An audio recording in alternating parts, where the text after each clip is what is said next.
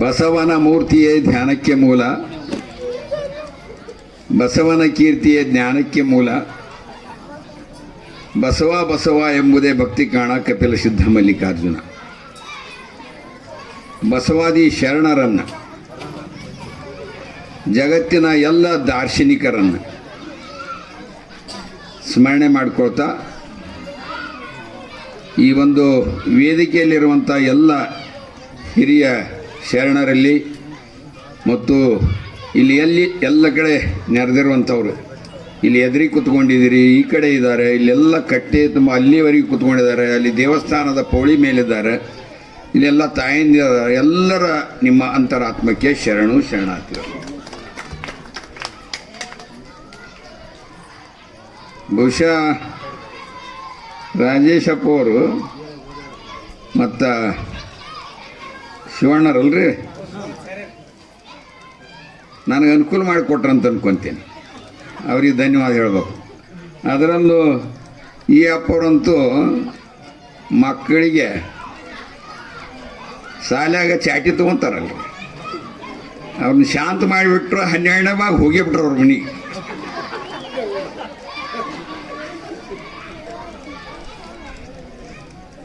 ಸಂತೋಷ. ಈಗ ನಾವು ಈ ಊರಿಗೆ ಬಂದಂಥ ಕಾರಣ ಯಾವುದೋ ಪುರಾಣ ಕೀರ್ತನ ಪುಣ್ಯಕಥೆ ಹೇಳಲಿಕ್ಕೆ ಬಂದಿಲ್ಲ. ನಾವು ಸತ್ಯ ಸಂಗತಿಗಳನ್ನು, ಈ ಪ್ರಪಂಚದಲ್ಲಿ ಪರಮಾತ್ಮನಷ್ಟೇ ಸತ್ಯವಾದಂತಹ ಸತ್ಯ ಸಂಗತಿಗಳನ್ನು ಇಲ್ಲಿ 4 ಮಾತುಗಳ ಮೂಲಕ ನಿಮಗೆ ತಿಳಿದುಪಡಿಸಲಿಕ್ಕೆ ನಾವು ಬಂದಿದ್ದೇವೆ. 900 ವರ್ಷಗಳ ಹಿಂದೆ ಬಸವಣ್ಣನವರಾದಿಯಾಗಿ 1,96,000 ಜನರಿಗೆ ಅಕ್ಷರವನ್ನು ಕಲಿಸಿ, ಸ್ವಾವಲಂಬಿ ದುಡಿಮೆಯನ್ನು ಕಲಿಸಿ, ವಚನ ಸಾಹಿತ್ಯವನ್ನು ರಚನೆ ಮಾಡುವಷ್ಟರ ಮಟ್ಟಿಗೆ ವ್ಯಕ್ತಿತ್ವ ವಿಕಾಸವನ್ನು ಮಾಡಿ, ಸಮಾಜದಲ್ಲಿರುವಂಥ ಮೇಲು ಕೀಳು, ಜಾತಿ ಕುಲಭೇದಗಳು, ಹೆಣ್ಣು ಗಂಡು ಭೇದಗಳು, ಎಲ್ಲ ಭೇದಗಳನ್ನು ಹೊಡೆದು ಹಾಕಿ ಸಮಾನತೆಯನ್ನು ತಂದುಕೊಟ್ಟಂಥ ಅಪ್ಪ ಬಸವಣ್ಣವರು ಅವತ್ತ ಬೀಜ ಬಿತ್ತಿ ಹೋದರು. ರಾಜೇಶಪ್ಪ ಅವರು ಹೇಳಿದರು, ಒಂದು ಬೀಜವನ್ನು ನಾಟಿ ಮಾಡಿದರೆ ಅದು ಹೆಂಗೆ ಹೆಮ್ಮರವಾಗಿ ಬೆಳೆಯುತ್ತೋ, ಮತ್ತೆ ಆ ಮರ ಏನು ಮಾಡುತ್ತೆ, ಹೂವು ಬಿಟ್ಟು ಹಣ್ಣು ಬಿಟ್ಟು ತೊಟ್ಟು ಬಿದ್ದು ಅದರಲ್ಲಿರುವಂಥ ಬೀಜ ಮತ್ತೊಂದು ಮರವಾಗಿ ಬೆಳೆಯುತ್ತೆ. ಆ ಒಂದು ರೀತಿಯಲ್ಲಿ 12ನೇ ಶತಮಾನದಲ್ಲಿ 900 ವರ್ಷಗಳಿಂದ ಬಿತ್ತಿ ಹೋದ ಬಸವಾದಿ ಶರಣರ ಬೀಜಗಳನ್ನು ಸುಮಾರು 35ರಿಂದ 40 ವರ್ಷಗಳಿಂದ ಕೊಪ್ಪಳದಲ್ಲಿ ಡಾಕ್ಟರ್ ಬಸಯ್ಯ ಶಶಿಮಠರು ಅಂತಿದ್ದರು, ನಮ್ಮ ರಾಜೇಶಪ್ಪ ಅವರ ತಂದೆಯವರು. ಈಗ ಸಾಕಷ್ಟು ಬಸವ ತಿಳುವಳಿಕೆ ಬಂದಿದೆ, ಸಾಕಷ್ಟು ಜನರಲ್ಲಿ ಅರಿವು ಬಂದಿದೆ. ಈಗ ಭಾಳ ಸುಧಾರಣೆ ಆಗಿದ್ದಾರೆ ಜನರು. ಹೇಳಿದ್ದನ್ನು ಕೇಳಿಸಿಕೊಳ್ಳುವಷ್ಟು ತಾಳ್ಮೆಯನ್ನು ಹೊಂದಿದ್ದಾರೆ. ಆಗಿನ ಸಮಯದಲ್ಲಿ ಏನಾದರೂ ಇಂಥ ಒಂದು ಶರಣ ತತ್ವವನ್ನು ಹೇಳಿದರೆ ವಿರೋಧ ಮಾಡುವಂಥ ಕಾಲದಲ್ಲಿ ಬಸಯ್ಯ ಶಶಿಮಠಪ್ಪ ಅವರು, ಅವರದ ಒಂದು ದೊಡ್ಡ ತಂಡ, ಆ ಎಲ್ಲ ಹಿರಿಯರು ಬಿತ್ತಿ ಹೋದ ಬೀಜಗಳೇ ಇಲ್ಲಿ ಇರೋರಂಥ ನಾವೆಲ್ಲರೂ ಬಂದವರೆಲ್ಲರೂ. ರಾಷ್ಟ್ರೀಯ ಬಸವದಳ, ವಿಶ್ವಗುರು ಬಸವೇಶ್ವರ ಟ್ರಸ್ಟ್ ಇರ್ಬೋದು, ಬೇರೆ ಬೇರೆ ಹೆಸರಿನಲ್ಲಿರುವಂಥ ಎಲ್ಲ ಬಸವಗಳ ಬಳಗಕ್ಕೆ ಬೀಜವಾಗಿ ನಿಂತವರು ಬಸಯ್ಯ ಶಶಿಮಠರು ಅನ್ನುವಂಥದ್ದನ್ನು ನಾನು ಹೆಮ್ಮೆಯಿಂದ ಗೌರವದಿಂದ ಹೇಳ್ಕೊಳ್ಳಿಕ್ಕೆ ಇಷ್ಟಪಡ್ತೇನೆ. ಇನ್ನು ನಿಮ್ಮ ಊರಿಗೆ ಬರಬೇಕಂದ್ರೆ ನಿಜಕ್ಕೂ ಫಕೀರಜ್ಜ ಅವರು ಒಬ್ಬ ವ್ಯಕ್ತಿ ಒಂದು ಬೀಜ ಬಿತ್ತಿರಿ ಎಷ್ಟು ಭಾಳ ನೂರಾರು ಬೀಜಗಳಾಗಿ ನೂರಾರು ಮರಗಳಾಗಿ ಬೆಳಿತಾವೋ, ಹಂಗೆ ಫಕೀರಜ್ಜ ಅವರು ಸುಮಾರು 1 ವರ್ಷದ ಹಿಂದೆ ಚಾಲೂ ಮಾಡಿದರು. ಅವರಿಗೆ ಬೀಜ ಯಾರಪ್ಪ ಅಂತಂದ್ರೆ ಪರಪ್ಪ ಗೊಂದಿ ಟಣಕನಕಲ್ ತಂಡದವರೆಲ್ಲರೂ, ಶಿವಬಸಯ್ಯ ಅವರು, ಅವರಿಂದ ಈ ಊರಲ್ಲಿ ಈ ಅಭಿಯಾನ ಚಾಲುವಾಯಿತು. ಭಾಳ ಸಂತೋಷ. ಮೊದಲು ಇಲ್ಲಿ ಫಕೀರಜ್ಜ ಅವ್ರ ಮನೆಯ ಅಂಗಳದಲ್ಲಿ ನಡೀತಾ ಇದೆ. ಒಂದು 2 ಸಾರಿ ಅಲ್ಲಿ ನಡೆದಿದೆ. ಮಾತಾಜಿ ಗಂಗಾ ಮಾತಾಜಿ ಅವ್ರು ಬಂದಾಗ ಇಲ್ಲಿ ನಡೆದಿದೆ. ಈಗ ಮತ್ತೆ ನಡೀತಾ ಇದೆ. ನಾನು ಹಟ್ಟಿ ಜನರಲ್ಲಿ ಕಂಡುಕೊಂಡಿದ್ದು ಏನಪ್ಪ ಅಂದ್ರೆ ಆವಾಗಲಿಂದ ಇವೆ ಅಂತ ನಿಜವಾಗಿ ನಿಮಗೆ ಬಹಳ ಸತ್ಸಂಗ, ಸದ್ವಿಚಾರಗಳ ಬಗ್ಗೆ ತುಂಬ ಆಸಕ್ತಿ ಇದೆ ಅಂತ ನಾನು ಕಂಡುಕೊಂಡಿದ್ದೇನೆ. 4ನೇ ಸಲ ನೋಡೋದು ನಿಮ್ಮನ್ನು. ನಮಗಿಲ್ಲಿ ಕೂತವ್ರು ಕಡಿಮೆ ಅಂತ ಅಂದ್ಕೊಳಂಗಿಲ್ಲ. ಇದನ್ನು ಕೇಳೋ ಕಿವಿಗಳು ಭಾಳ ಅದಾವೆ ಈ ಊರಲ್ಲಿ. ಎಲ್ಲರೂ ಈ ಸುತ್ತಮುತ್ತಲು ಕೂತ್ಕೊಂಡು ಎಲ್ಲರೂ ಅವ್ರವ್ರ ಮನೆ ಮುಂದೆ ಕೂತ್ಕೊಂಡು ಕೇಳ್ತಾ ಇದ್ದಾರೆ. ಅದು ಭಾಳ ಸಂತೋಷದ ಸಂಗತಿ. ಇಲ್ಲಿ ನಾನು ಒಂದು 3 ವಿಚಾರಗಳನ್ನು ಪ್ರಸ್ತಾಪ ಮಾಡ್ತೇನೆ. ಒಂದನೇದ್ದು, ದೇವರು ಅಂದರೆ ಏನು ಕಲ್ಪನೆ, ಸ್ಪಷ್ಟ ಕಲ್ಪನೆ ಬೇಕು ನಮಗೆ. ಎರಡನೇದ್ದು, ಬಸವಣ್ಣ ಯಾರು. ಮೂರನೇದ್ದು, ತನ್ನ ತಾನರಿದು ತಾನಾರೆಂದು ತಿಳಿದಡೆ ತಾನೇ ದೇವ ನೋಡ ಅನ್ನುವಂತಹ ವಿಷಯ.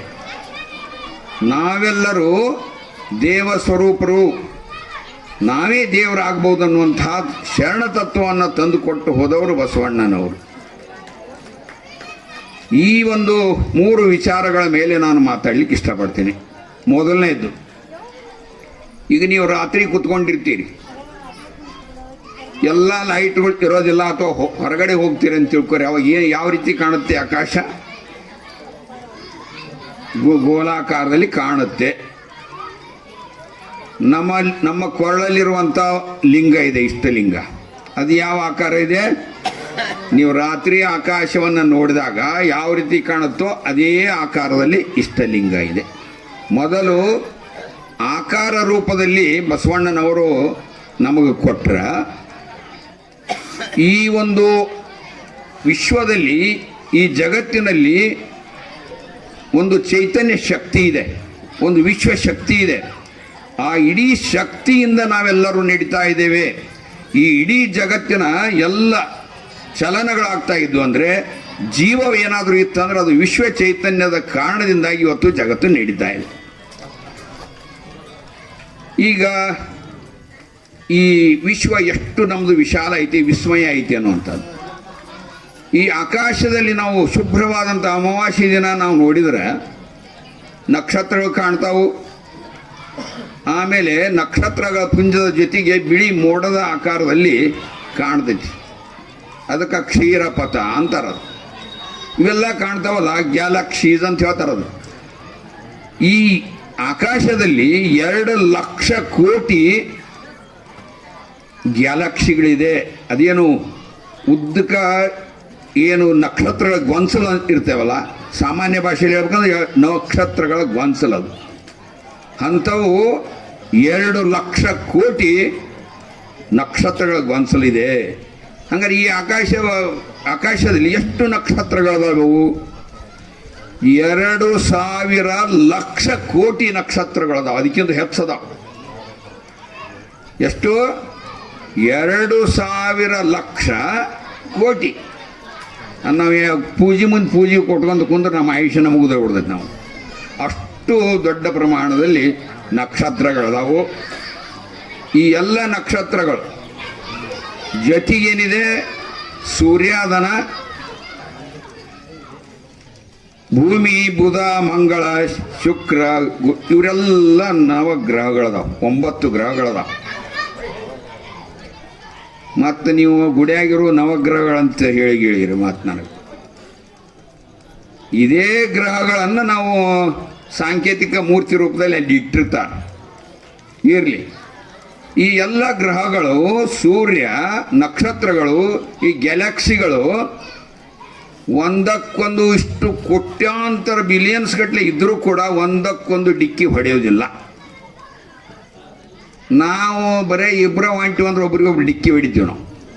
ಯಾಕಂದ್ರೆ ಒಮ್ಮೆ ನೀತ್ಸ ಇದ್ರಂದ್ರೆ ಸೀದಾ ಹೋಗ್ತೀವಿ, ನೀತ್ಸ ಇರಲಿಲ್ಲ ಅಂದ್ರೆ ಡಿಕ್ಕಿ ಹೊಡಿತೀವಿ. ನಮಗೂ ಒಂದು ದೇವ್ರು ಹೊಕ್ಕೊಂಡಿತ್ತು ಅಂದ್ರೆ ಡಿಕ್ಕಿ ಹೊಡಿತೀವಿ ಒಬ್ರಿಗೊಬ್ರು. ಏನು ಮಾಡಿದರೂ ಕೂಡ ಈ ಗ್ರಹಗಳಾಗಲಿ, ನಕ್ಷತ್ರಗಳಾಗಲಿ, ಈ ಗ್ಯಾಲಕ್ಸಿಗಳಾಗಲಿ ಏನಾಯ್ತಂದ್ರೆ ಒಂದಕ್ಕೊಂದು ಎಂದೂ ಅಡ್ಡ ಬರೋದಿಲ್ಲ. ತಮ್ಮದೇ ಆದಂಥ ದಾರಿಯಲ್ಲಿ ತಮ್ಮದೇ ಆದಂಥ ಮಾರ್ಗದಲ್ಲಿ ಚಲನೆ ಮಾಡ್ತಾ ಇರ್ತಾವು. ಈ ಚಲನೆಯನ್ನ ಮಾಡುವವರು ಯಾರು? ಈ ಚಲನೆಯನ್ನ ಮಾಡಿಸೋರು ಯಾರಪ್ಪ? ಇಷ್ಟು ದೊಡ್ಡವಾದಂಥ ಬೃಹತ್ತವಾದಂಥ ಅದ್ಭುತವಾದಂಥ ಈ ಪ್ರಪಂಚವನ್ನ ನಡೆಸ್ತಾ ಇರೋರು ಯಾರಪ್ಪ? ಬೇಕಲ್ಲ ಒಂದು, ಅದು ಶಕ್ತಿ ಇದೆ. ಅದು ವಿಶ್ವ ಶಕ್ತಿ, ವಿಶ್ವ ಚೈತನ್ಯ ಶಕ್ತಿ, ಪರಮಾತ್ಮ, ಪರವಸ್ತು, ದೇವರು, ಭಗವಂತ ಅಂತ ಅನೇಕ ಹೆಸರುಗಳನ್ನ ನಾವು ಕರಿತೇವೆ. ಹಂಗಾರೆ ಆ ಶಕ್ತಿ ಹ್ಯಾಂಗೈತಿ ಅಂತ ತಿಳ್ಕೋಣ. ಅಕ್ಕ ಮಹಾದೇವಿಯವರು ಒಂದು ವಚನವನ್ನ ಬಹಳ ಸುಂದರವಾಗಿ ಬಹಳ ಸರಳವಾಗಿ ಹೇಳ್ತಾರೆ. ದೇವರನ್ನ ಹೆಂಗೆ ತಿಳ್ಕೋಬೇಕು ನಾವೊಂದು. ಇಳೆ ನಿಂಬೆ ಮಾವು ಮಾದಲಕ್ಕೆ ಹುಳಿ ನೀರ ಎರೆದವರಾರು. ಬಹಳ ಸರಳ ಐತ್ರಿ. ಇಳೆ ನಿಂಬೆ ಮಾವು ಮಾದಲಕ್ಕೆ ಇವು ಹಣ್ಣುಗಳು, ಈ ಹುಳಿ ಇರುವಂಥ ಹಣ್ಣುಗಳು. ಈ ಹಣ್ಣುಗಳಲ್ಲಿ ಹುಳಿಯನ್ನು ತುಂಬಿದವರು ಯಾರು? ಕಬ್ಬು, ಬಾಳೆ, ಹಲಸು, ನಾರಿವಾಳಕ್ಕೆ ಸಿಹಿ ನೀರ ಎರೆದವರಾರು. ಬಾಳಿ ಒಳಗ, ಹಲಸಿನ ಹಣ್ಣಿನೊಳಗ, ಕಬ್ಬಿನೊಳಗ, ಇವು ಎಲ್ಲದರಾಗೂ ಸಿಹಿಯನ್ನು ತುಂಬಿದವರು ಯಾರು ಅಂತ ಪ್ರಶ್ನೆ ಮಾಡ್ತಾರೆ. ಕಳವೆ ರಾಜಾನ್ನ ಶಾಲ್ಯಾನ್ನಕ್ಕೆ ಓಗರದ ಉದಕವ ನೆರೆದವರಾರು. ಈಗ ಅಕ್ಕಿ, ಅನೇಕ ವಿಧದ ಅಕ್ಕಿ ಅದಾವು, ನವಣಕ್ಕಿ ಅದಾವು, ನಮ್ಮ ಆಹಾರ ಪದಾರ್ಥಗಳದ. ಅದರಲ್ಲಿ ನೀರು ಹೆಚ್ಚಿರುವಂಥ ಪದಾರ್ಥಗಳದಾವು. ಆ ಪದಾರ್ಥಗಳಲ್ಲಿ ನೀರನ್ನು ಯಾರು ತುಂಬಿದವರು ಅಂತ ಕೇಳ್ತಾರೆ ಅಕ್ಕಮಾದೇವಿ. ಮರುಗ ಮಲ್ಲಿಗೆ ಪಚ್ಚೆ ಮುಡಿವಾಳಕ್ಕೆ ಪರಿಮಳದವನ್ನ ಎರೆದವರು ಯಾರು? ಅನೇಕ ನೂರಾರು ಲಕ್ಷಾಂತರ ವಿಧದ ಹೂಗಳದಾವ. ಒಂದೊಂದು ಹೂ ಒಂದೊಂದು ರೀತಿಯ ಪರಿಮಳವನ್ನು ಕೊಡ್ತಾವ ನಮ್ಗೆ. ಆ ಸುಗಂಧವನ್ನು ಇಟ್ಟವರು ಯಾರು? ಆ ಸುಗಂಧವನ್ನು ಬಹುಶಃ ಈ ಒಂದು ಭೂಮಿಯ ಮೇಲೆ ನಾವು 804 ಕೋಟಿ ಜನರದೀವಿ. ಯಾರಾದರೂ ಒಬ್ರು ಮಲ್ಲಿಗೆ ಹೂವಿನೊಳಗ ಪರಿಮಳವನ್ನು ತುಂಬು ಶಕ್ತಿ ಯಾರಾದ್ರೂ ತೋರಿಸ್ಬಿಟ್ರಿ ನೋಡೋಣ. ಹೌದು, ಮನುಷ್ಯನಿಗೆ ಸಾಧ್ಯ ಆಗಿಲ್ಲ. ಇದನ್ನು ಯಾರು ಮಾಡಿದಾರ ಅಂತಂದ್ರೆ, ಯಾರು ಮಾಡಿದಾರ್ರಿ? ವಿಶ್ವವನ್ನ ಸೃಷ್ಟಿಕರ್ತ, ಈ ವಿಶ್ವಕ್ಕೆ ಯಾರು ಹುಟ್ಟಿಗೆ ಕಾರಣರಾಗಿದ್ದಾರೋ ಆ ಪರಮಾತ್ಮ, ಪರಾಶಕ್ತಿ, ಪರವಸ್ತು ಇದೆಯಲ್ಲ, ಅವ ಇವನ್ನೆಲ್ಲ ಅದ್ಭುತವನ್ನು ಮಾಡಿಟ್ಟಾನ. ಯಾರಿಗೆ ಮಾಡಿಟ್ಟಾನ? ತನಗೆ ಮಾಡಿಟ್ಕೊಂಡಾನ ಆತ. ಅದಕ್ಕೆ ಏನು ಹೇಳ್ತಾರೆ ಕೊನೆಗೆ ಅಕ್ಕಮಹಾದೇವಿ, ಇಂತಿ ಜಲವು ಒಂದೇ, ನೆಲವು ಒಂದೇ, ಆಕಾಶವೂ ಒಂದೇ. ಜಲವು ಹಲವು ದ್ರವ್ಯಗಳ ಕೂಡಿ ತನ್ನ ಪರಿಬೇರಾಗಿಯ ಹಾಗೆ ಎನ್ನ ದೇವ ಚಂದ್ರ ಮಲ್ಲಿಕಾರ್ಜುನಯ್ಯನು ಹಲವು ಜಗಂಗಳ ಕೂಡಿಕೊಂಡಿದ್ದಡೇನು ತನ್ನ ಪರಿಬೇರೆ ಅಂತ. ನಾವು ಅಡ್ಡಾಡೋದು ಭೂಮಿ ಒಂದೇ, ಕುಡಿ ನೀರು ಒಂದೇ, ನಮ್ಮ ತಲೆ ಮೇಲೆ ಆಕಾಶ ಇರೋದು ಒಂದೇ, ನಾವು ಬಿಸಿ ಬೆಂಕಿಯನ್ನು ಉಪಯೋಗ ಮಾಡೋದೆಲ್ಲ ಒಂದೇ. ಇವು ಎಲ್ಲ ಒಂದಾದರೂ ಕೂಡ ನಾವೇನಾಗಿದ್ದೇವೆ ಅನ್ನುವಂಥದ್ದು ಭಾಳ ಆಲೋಚನೆ ಮಾಡಬೇಕು. ಅದರಲ್ಲೂ ವಿಶೇಷವಾಗಿ ನಮ್ಮ ಲಿಂಗಾಯತ ಸಮುದಾಯವನ್ನು ತಗೊಂಡಾಗ 101 ಪಂಗಡಗಳದೇವು ನಾವು. ಎಲ್ಲರೂ ಕುಡಿದು ಅದೇ ನೀರು, ಎಲ್ಲರೂ ಬದುಕೋದು ಅದೇ ಭೂಮಿ ಮೇಲೆ, ಎಲ್ಲರೂ ಈ ದೇವರು ಕೊಟ್ಟ ಪ್ರಸಾದ ಏನಂತೇವಲ್ಲ ನಾವೆಲ್ಲ. ನಮಗ ಆಗಳೇ ಅಣ್ಣವ್ರು ಹೇಳಿದರು, ಇಳೆ ನಿಮ್ಮ ದಾನ ಬೆಳೆ ನಿಮ್ಮ ದಾನ. ಈ ಭೂಮಿನೂ ಕೊಟ್ಟವ ಅವನೇ, ಬೆಳೆಯನ್ನು ಕೊಟ್ಟವನು ಅವನೇ, ಎತ್ತನ್ನು ಕೊಟ್ಟವನು ಅವನೇ, ಬಿತ್ತನ್ನು ಕೊಟ್ಟವನು ಅವನೇ. ಎಲ್ಲವನ್ನು ನಮ್ಗೆ ಏನೇನು ಬೇಕು, ಮನುಷ್ಯರಿಗೆ ಏನೇನು ಬೇಕು ಎಲ್ಲವನ್ನು ಕೊಟ್ಟವನು ಪರಮಾತ್ಮ. ಆ ಪರಮಾತ್ಮ ಹೆಂಗಿರ್ತಾನಪ್ಪ? ಕಣ್ಣಿಗೆ ಕಾಣ್ತಾನನ್ರಿ ಅವನು? ಕಣ್ಣಿಗೆ ಕಾಣೋದಿಲ್ಲ. ಹೆಂಗದನವ? ಪರಬ್ರಹ್ಮ ಸ್ವರೂಪನಾದ ಪರಮಾತ್ಮನೇ ಸರ್ವಾತ್ಮನು. ಪರಮಾತ್ಮನೇ ಅಂತರಂಗ ಬಹಿರಂಗ ಭರಿತನು. ಅಂದ್ರೆ ಪರಮಾತ್ಮ ಹೆಂಗದಾನ ಅಂದ್ರೆ ಎಲ್ಲ ಕಡೆನೂ ಅದಾನ, ಒಳಗೆ ಹೊರಗೆ ಎಲ್ಲ ವಸ್ತುಗಳಲ್ಲಿ, ಮನುಷ್ಯನಲ್ಲಿ, ಪಕ್ಷಿ ಪ್ರಾಣಿಗಳಲ್ಲಿ, ಗಿಡ ಮರಗಳಲ್ಲಿ ಎಲ್ಲದರಲ್ಲಿ ಒಳಗೂ ಅದನ ಹೊರಗೂ ಅದನ ಅಂತ. ನಿಶ್ಚಿಂತ ನಿರ್ಮಾಯ ನಿರಾವರಣ ಸರ್ವಗತ ಸರ್ವಜ್ಞ ಅಪ್ರಮಾಣ ಅಗೋಚರ ಸೌರಾಷ್ಟ್ರ ಸೋಮೇಶ್ವರ ಲಿಂಗವು ತಾನೇ ಅಂತ. ಅವ ಎಷ್ಟು ಅದ್ಭುತದನಂದ್ರೆ ಅವನನ್ನು ಅಳೆಯೋಕ್ಕಾಗೋದಿಲ್ಲ, ನೋಡೋಕ್ಕಾಗೋದಿಲ್ಲ. ಎಷ್ಟು ವಿಶಾಲ ಅದನಂತ ನೋಡೋಕ್ಕಾಗೋದಿಲ್ಲ. ಆದ್ರೆ ಎಲ್ಲ ಕಡೆನೂ ಅದಾನ. ಹೆಂಗದಾನ? ಈಗ ನಾ ಅಕ್ಕಮಾದಿ ವಚನ ಹೇಳಿದ್ನಲ್ಲ, ಆ ರೀತಿ ಅದಾನ. ಎಲ್ಲ ಶಕ್ತಿಯನ್ನು ತುಂಬಿ ತಾನೂ ಒಂದು ಶಕ್ತಿಯಾಗಿ ಎಲ್ಲ ಕಡೆನೂ ನಮಗೂ ನಿಮಗೂ ಎಲ್ಲರಿಗೂ ಶಕ್ತಿ ತುಂಬಿದ ಯಾವನಪ್ಪ ಅಂದ್ರೆ ಪರಮಾತ್ಮ. ಆತನ ಅದಾನಂದ ಮೇಲೆ ಆತನನ್ನೇ ನಾವು ಪೂಜೆ ಮಾಡಬೇಕು. ಹಾಡಿದೊಡೆಯನ್ನೊಡೆಯನ ಹಾಡುವೆ, ಬೇಡಿದೊಡೆಯನ್ನೊಡೆಯನ ಬೇಡುವೆ. ಅಂದರೆ ನಾವು ಏನೇ ಹಾಡಿದರೂ ಕೂಡ, ಬೇಡಿದರೂ ಕೂಡ, ಪೂಜೆ ಮಾಡಿದರೂ ಸದ್ಯಕ್ಕೆ ಆ ನಿರಾಕಾರವಾದಂಥ ಪರಮಾತ್ಮನನ್ನೇ ನಾವು ಪೂಜಿಸಬೇಕು, ಅರ್ಚಿಸಬೇಕು. ನಿಮಗೆ ಒಂದು ಪ್ರಶ್ನೆ ಹುಟ್ಟಬಹುದು, ಏನರಪ್ಪ ನೀವು ಇಷ್ಟೆಲ್ಲ ಹೇಳ್ತೀರಿ, ಕಣ್ಣಿಗೆ ಕಾಣಲಾರದ ದೇವರು, ಕೈಗೆ ಹಿಡ್ಕೊಂಡಾಕೆ ಬರಲಾರಂಥ ದೇವರು, ಹೌದು ಶಕ್ತಿ ಐತೆ ಅಂತೀರಿ ನೀವು, ಮತ್ತು ಅವ್ನು ನೋಡಿ ಹ್ಯಾಂಗೆ ಪೂಜೆ ಮಾಡೋದು ನಾವು ಒಂದು ಪ್ರಶ್ನೆ ನಿಮ್ಗೆ ಎಲ್ಲರ ಮನಸ್ಸಿನಾಗೂ ಹುಟ್ಟಬಹುದು. ಅದಕ್ಕೆ ಬಂದರು ಇದನ್ನು ತಿಳಿಸ್ಕೊಡಾಕ ಯಾರಂದ್ರೆ ಅಪ್ಪ ಬಸವಣ್ಣ ಬಂದರು. ಈ ಸೃಷ್ಟಿಯ ಅದ್ಭುತವನ್ನ ಜಗತ್ತಿನಲ್ಲಿ ಮೊಟ್ಟ ಮೊದಲು ಮಾನವ ಜನಾಂಗಕ್ಕೆ ಕಲಿಸಿಕೊಟ್ಟವರು, ತಿಳಿಸಿಕೊಟ್ಟವ್ರು ಯಾರಪ್ಪ ಅಂದ್ರೆ ಅಪ್ಪ ಬಸವಣ್ಣವರು ಮತ್ತು ಬಸವಾದಿ ಶರಣರು ಅನ್ನೋಂಥದ್ದು ನೆನ್ಪಿಡ್ಬೇಕು ನಾವು. ಈ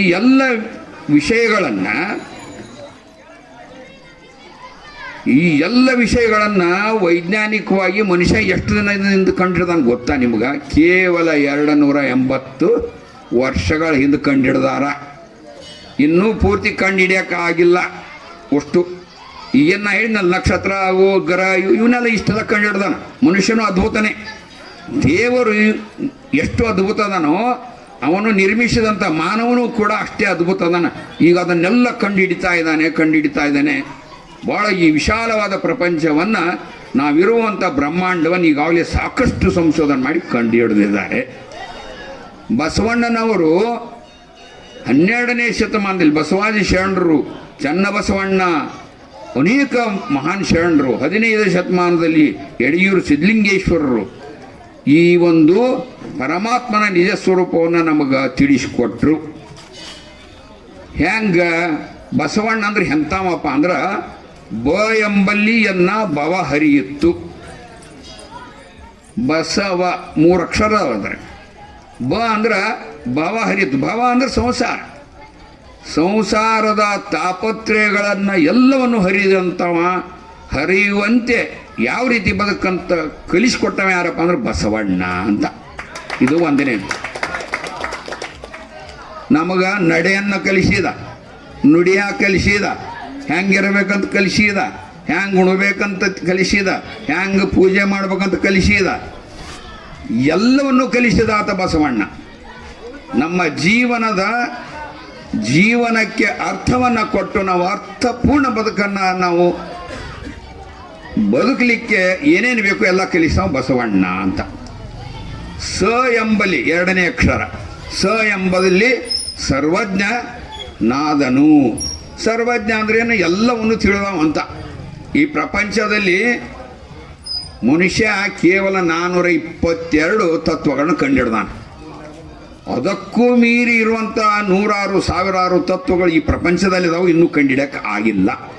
ಆದರೆ ಬಸವಾದಿ ಶರಣರು ಆ ಎಲ್ಲ ಶಕ್ತಿಗಳನ್ನು 12ನೇ ಶತಮಾನದಲ್ಲಿಯೇ ನಮಗೆ ಅವರು ತಿಳಿಸಿಕೊಟ್ಟಿದ್ರು. ಅದಕ್ಕೆ ಅವರು ಸರ್ವವನ್ನು ಇದ್ದದ್ರಿಂದ ಬಸವಣ್ಣ ಆದಿಯಾಗಿ ಹಿಡ್ಕೊಂಡು ಎಲ್ಲರೂ ಸರ್ವಜ್ಞರಾಗಿದ್ದರು, ಎಲ್ಲವನ್ನ ತಿಳಿದವರಾಗಿದ್ದರು ಅಂತ. ಇದು 2ನೇ ಅಕ್ಷರ ಸ. ವ ಎಂಬಲ್ಲಿ ಭಾಳ ಚೆನ್ನಾಗೈತೆ ನೋಡ್ರಿ ಇದು. ವ ಎಂಬಲ್ಲಿ ವಚಿಸುವಡೆ ಚೈತನ್ಯಾತ್ಮಕನಾದೆನು. ನೋಡ್ರಿ, ಹುಟ್ಟಿದ ಕೂಸು ಎಂದರೆ ನಡೆಯೋಕ್ಕಾಗುತ್ತಾ? ಯಾರು ನಡೆಯಕ್ಕೆ ಕಲಿಸ್ತಾರ? ಯಾರು ಕಲಿಸ್ತಾರ್ರಿ ಹೇಳ್ರಿ? ಗೊತ್ತಿಲ್ಲ. ನೀವು ಹೆಂಗೆ ನಡೆಯಕತ್ತೀರಿ? ಹುಟ್ಟಿದ ಮ್ಯಾಗ ಹ್ಯಾಂಗೆ ನಡೆಯಕತ್ತಿದ್ರಿ, ಹ್ಯಾಂಗೆ ಉಣ್ಣಾಕತ್ತಿದ್ರಿ, ಹ್ಯಾಂಗೆ ಇಷ್ಟು ದೊಡ್ಡವರಾದ್ರಿ, ಹ್ಯಾಂಗೆ ಹಿಂಗೆ ಹಾಕ್ಕೊಂಡ್ರಿ, ಚಡ್ಡಿ ಹ್ಯಾಂಗೆ ಹಾಕ್ಕೊಂಡ್ರಿ, ಬನಿಯನ್ನೇ ಹಂಗೆ ಹಾಕ್ಕೊಂಡ್ರಿ ಅಂತ ಕಲಿಸ್ತಾರೆ ಯಾರ್ರಿ ನಿಮಗೆ? ಯಾರಪ್ಪ ಹೇಳ್ರಿ? ಅವ್ವ ತಾಯಿ ಕಲಿಸ್ಕೊಟ್ಟಾಳೆ ಇದನ್ನೆಲ್ಲ ನಮಗೆ.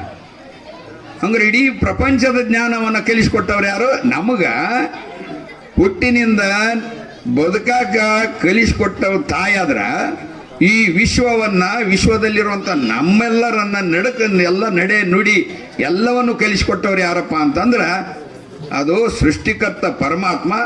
ಅದರ ನಂತರ ಅದನ್ನ ಎಲ್ಲವನ್ನು ಕಲಿಸ್ಕೊಟ್ಟವನು ಯಾರಪ್ಪ ಅಂತಂದ್ರೆ ಆ ಪರಮಾತ್ಮನಷ್ಟೇ ಚೈತನ್ಯ ಸ್ವರೂಪನಾದಂಥ ಬಸವಣ್ಣ ಕಲಿಸಿದ.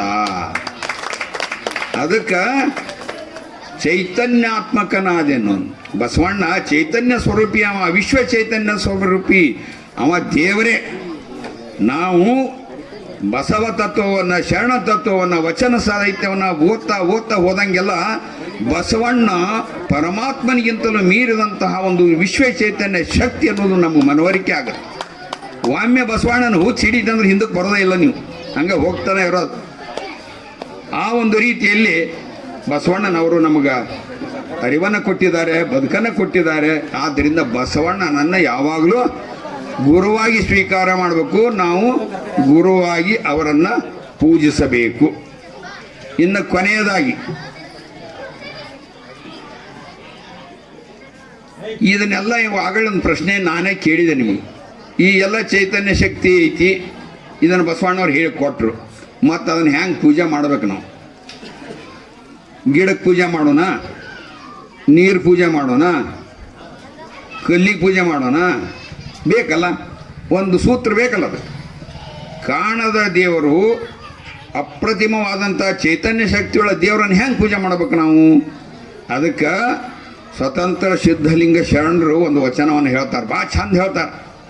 ಪೃಥ್ವಿ ಆಪ್ ತೇಜ ವಾಯು ಆಕಾಶ ಚಂದ್ರ ಸೂರ್ಯ ಆತ್ಮರೆಂಬ ಅಷ್ಟತನುಗಳಲ್ಲಿ ಶಿವನು ಅಧಿಷ್ಠಾತೃವಾದನೆಂದು ಅಷ್ಟತನುಗಳು ಶಿವನಾಗಲರಿಯವು. ಏನ್ರಪ್ಪ? ಪೃಥ್ವಿ ಅಂದ್ರೆ ಭೂಮಿ, ನೀರು, ಬೆಂಕಿ, ಗಾಳಿ, ಆಕಾಶ, ಆತ್ಮ, ಚಂದ್ರ, ಸೂರ್ಯ, ಇವರೆಲ್ಲ ಅದಾವು. ಇವು ಬೇಕೇ ಬೇಕು. ಇವತ್ತು ಸೃಷ್ಟಿ ಉತ್ಪತ್ತಿ ಆಗಾಕಿದೆಲ್ಲ ಬೇಕೇ ಬೇಕು. ಆದರೆ ಅವರೇ ದೇವರಾಗಿರಕ್ಕೆ ಸಾಧ್ಯ ಆಗುತ್ತಾ? ಇಲ್ಲ. ಯಾಕಂದ್ರೆ ಯಾರು ಸೃಷ್ಟಿಯನ್ನು ಮಾಡುವ ಶಕ್ತಿ ಹೊಂದಿರ್ತಾರೋ, ಯಾರು ಹುಟ್ಟಿ ಸಾಯಲಿಕ್ಕೆ ಸಾಧ್ಯವಿಲ್ಲವೋ ಅವರು ನಿಜವಾದ ಪರಮಾತ್ಮ. ಭೂಮಿ ಹುಟ್ಟುತ್ತೆ, ಒಂದು ಮಣ್ಣಿನ ವಸ್ತು ಹುಟ್ಟುತ್ತೆ, ಮಣ್ಣಿನ ಮೂರ್ತಿ ಹುಟ್ಟುತ್ತೆ, ಅದು ನಶಿಸಿ ನಾಶ ಆಗಿ ಹೋಗುತ್ತೆ. ನೀರದಕ್ಕೆ ಸುರಿಯುವುದ್ರೆ ಏನಾಗುತ್ತೆ? ಕರಿಗೆ ಹೋಗುತ್ತೆ. ಆ ರೀತಿ ಈ ಎಲ್ಲ ಅಷ್ಟತನುಗಳು ಅಂತಾರೆ ಇವಕ್ಕೆಲ್ಲ. ಇವು ನಾಶವಾಗುವಂಥವು, ಅವು ತಾವೇ ದೇವರಾಗಕ್ಕೆ ಸಾಧ್ಯ ಇಲ್ಲ ಅಂತ ಅವರು ಹೇಳ್ತಾರೆ.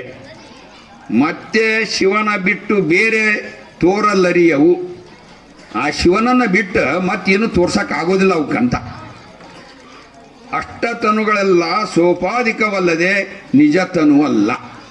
ಅವು ಏನಪ್ಪ ಅಂದ್ರೆ ನಮಗೆ ಸಾಂಕೇತಿಕವಾಗಿರುವಂಥವು, ಅವೇ ಮೂಲ ಅಲ್ಲ. ನಿಜಗುರು ಸ್ವತಂತ್ರ ಸಿದ್ಧಲಿಂಗೇಶ್ವರಂಗೆ ಅಷ್ಟತನು ಮೂರ್ತಿ ಎಂಬುದ ಉಪಚಾರವು.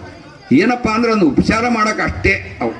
ಆದರೆ ನಿಜ ತತ್ವವನ್ನು ತಿಳ್ಕೋಬೇಕಂದ್ರೆ, ಪೂಜಿಸ್ಬೇಕಂದ್ರೆ ಇವನು ಪೂಜಿಸಿದ್ರೆ ನಾವು ಪರಿಪೂರ್ಣ ಆಗೋದಿಲ್ಲ ಅಂಥೇಳಿ ಈ ವಚನದ ಅರ್ಥ. ಹಂಗೆ ನಾವೇನು ಪೂಜೆ ಮಾಡಬೇಕು? ಅದಕ್ಕೆ ಬಸವಣ್ಣವ್ರು ಹೇಳಿದರು. ಏನು ಹೇಳಿದ್ರು? ಜಗದಗಲ ಮುಗಿಲಗಲ ಮಿಗಿಯಗಲ ನಿಮ್ಮಗಲ, ಪಾತಾಳದಿಂದ ಅತ್ತತ್ತ ನಿಮ್ಮ ಶ್ರೀಚರಣ, ಬ್ರಹ್ಮಾಂಡದಿಂದ ಅತ್ತತ್ತ ನಿಮ್ಮ ಶ್ರೀಮುಕುಟ, ಅಗಮ್ಯ ಅಗೋಚರ ಅಪ್ರತಿಮ ಲಿಂಗವೇ ಎಮ್ಮ ಕರಸ್ಥಳಕ್ಕೆ ಬಂದು ಎನ್ನ ಕರಸ್ಥಳಕ್ಕೆ ಬಂದು ಚುಳುಕಾದಿರಯ್ಯ. ಏನು ಇಷ್ಟೊತ್ತಿನವರೆಗೆ ನಾನು ಪ್ರಪಂಚದ ಅದ್ಭುತವನ್ನು ಹೇಳಿದ್ನೋ, ಆ ಅದ್ಭುತ ಶಕ್ತಿ ಏನಾಗಿದೆ ಅಂತಂದರೆ, ಬಸವಣ್ಣನವರು 12 ವರ್ಷ ತಪಸ್ಸನ್ನು ಮಾಡಿ, ಬಹಳ ಅಧ್ಯಯನ ಮಾಡಿ, ಇಡೀ ಪ್ರಪಂಚದಲ್ಲಿರುವ ಎಲ್ಲ ಜ್ಞಾನಗಳನ್ನು ಅಧ್ಯಯನ ಮಾಡಿ ಎಲ್ಲವನ್ನು ನೋಡಿದರು. ಈ ಎಲ್ಲ ತತ್ವಜ್ಞಾನದಲ್ಲಿ ಹೇಳಿರುವಂಥ ದೇವರು ದೇವರಲ್ಲ. ಅದಕ್ಕೆ ಅವ್ರೇನು ಮಾಡಿದ್ರು ಅಂದರೆ ಈ ಚೈತನ್ಯಾತ್ಮಕವಾದಂತಹ ಕಣ್ಣಿಗೆ ಕಾಣಲಾರದ ದೇವರನ್ನು ಹೆಂಗೆ ಪೂಜೆ ಮಾಡಬೇಕು ಅನ್ನೋದಕ್ಕೆ ಒಂದು ಸೂತ್ರವನ್ನು ಕಂಡಿಡಿದ್ರು. ಏನು ಮಾಡಿದರು? ಈ ಆಕಾಶವನ್ನು ನೋಡಿದಾಗ ಈ ಇಡೀ ಬ್ರಹ್ಮಾಂಡದೊಳಗೆ ಎಲ್ಲ ಅಡಿಯೈತಿ. ಈ ಆಕಾಶ ಹೆಂಗೆ ಕಾಣ್ತೈತ್ರಪ್ಪ? ರಾತ್ರಿ ನಮಗೆ ಗೋಲಾಕಾರವಾಗಿ ಕಾಣ್ತೈತಿ. ಅದೇ ರೂಪದಲ್ಲಿ ಒಂದು ಕುರುಹನ್ನು ಕೊಟ್ಟರು. ಆ ಕುರುಹು ಕೇವಲ ಲಿಂಗ ಅಷ್ಟೇ ಅಲ್ಲ, ಇಷ್ಟಲಿಂಗ ಅಂತಾರೆ ಅದಕ್ಕೆ. ನಮ್ಮ ಕೊಳ್ಳಲೇನಿರುತ್ತಲ್ಲ ಇಷ್ಟಲಿಂಗ. ಆ ಇಷ್ಟಲಿಂಗ ಕೇವಲ ವಸ್ತು ಅಲ್ಲ, ಅದು ಚೈತನ್ಯ ಸ್ವರೂಪವಾದಂಥ ಈ ಸೃಷ್ಟಿಯ ಅದ್ಭುತವನ್ನು ತಿಳಿದುಕೊಳ್ಳಲಿಕ್ಕೆ ಒಂದು ಕುರುಹು ಸಂಕೇತವಾಗಿ ನಮಗೆ ಇಷ್ಟಲಿಂಗವನ್ನು ಬಸವಣ್ಣನವರು ಕೊಟ್ಟರು. ಅಂದ್ರೆ ಇದರ ಅರ್ಥ ಏನಪ್ಪ ಅಂದರೆ, ನಾವು ಇಷ್ಟಲಿಂಗವನ್ನು ಬಿಡದೆ ನಾವು ಪೂಜಿಸಬೇಕು. ಇಷ್ಟಲಿಂಗವನ್ನು ಏನಂತ ತಿಳ್ಕೊಬೇಕಂದ್ರೆ ನನ್ನ ಗಂಡ ಅಂತ ತಿಳ್ಕೋಬೇಕು. ಹೆಂಡತಿಗೆ ಗಂಡ ಹೇಗೋ, ಗಂಡು ಮತ್ತು ಹೆಣ್ಣಿಗೆ ಗಂಡ ಯಾರಪ್ಪ ಅಂದ್ರೆ ಪರಮಾತ್ಮ. ಪರಮಾತ್ಮ ನನ್ನ ಗಂಡ, ನಾನು ಅವನಿಗೆ ಸತಿ ಅನ್ನುವಂಥ ಭಾವ ಬರಬೇಕು.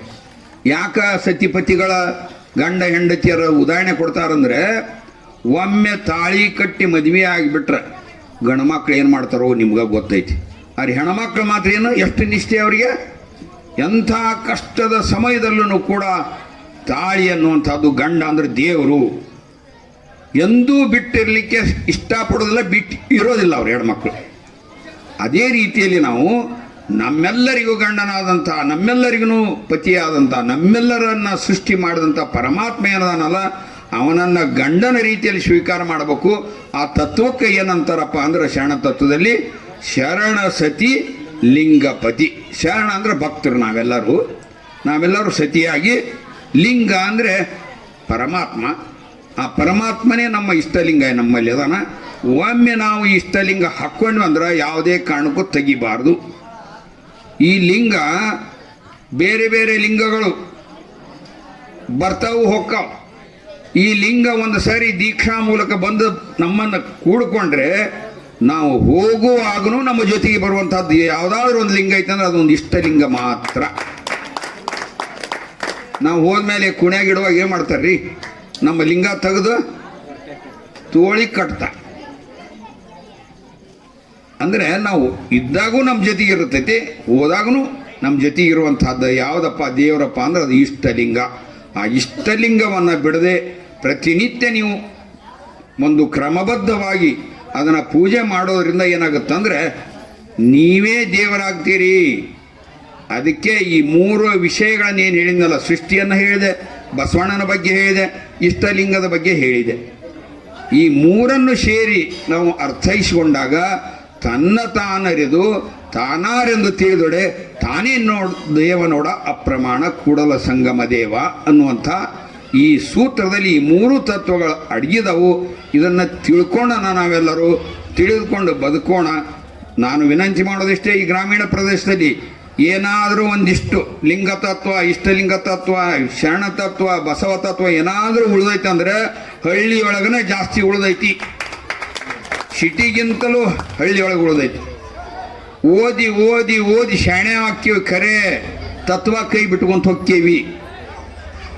ನಾನು SSLC ಹಾಕ್ತೀನಿ, PUC ಹಾಕ್ತೀನಿ, MBBS ಮಾಡ್ತೀನಿ, ಡಾಕ್ಟ್ರ್ ಹಾಕ್ತೀನಿ ಹೊರತು ಎಲ್ಲ ಬಿಟ್ಟುಕೊಟ್ಟು ಲಿಂಗ ಹಿಂಗಲ್ಲ ಬಿಟ್ಟುಕೊಟ್ಟು ಡಾಕ್ಟ್ರ್ ಹಾಕ್ತೀನಿ ಹೊರತು ಮನುಷ್ಯಾಗೆ ಉಳಿತೇನೆ ಹೊರತು ದೇವರಾಗ ಸಾಧ್ಯ ಇಲ್ಲ. ಇಷ್ಟಲಿಂಗವನ್ನು ಅರ್ಥ ಮಾಡಿಕೊಂಡು ನಾವು ಬದುಕಿದ್ದೇ ಆದರೆ ಅದನ್ನು ನಿಷ್ಠೆಯಿಂದ ನಾವು ಪಾಲಿಸ್ಕೊಂಡು ಆ ತತ್ವನ ಹೋದರೆ ನಾವೇ ದೇವ ಸ್ವರೂಪಿಗಳಾಗ್ಬೋದು, ನಾವೇ ದೇವರಾಗ್ಬೋದು ಅನ್ನುವಂಥ ಮಾತನ್ನು ಹೇಳ್ತಾ ಈ ಒಂದು ಇಷ್ಟೊಂದು ಶಾಂತವಾಗಿ ಇಷ್ಟೊಂದು ಮಾತನಾಡಲಿಕ್ಕೆ ಅವಕಾಶ ಕೊಟ್ಟು ಕೇಳಿದ್ದಕ್ಕಾಗಿ ನಿಮ್ಮೆಲ್ಲರ ಶರಣ ತಂದೆಗಳ ಪಾದಗಳಿಗೆ ಶರಣಾರ್ಥಿಗಳು.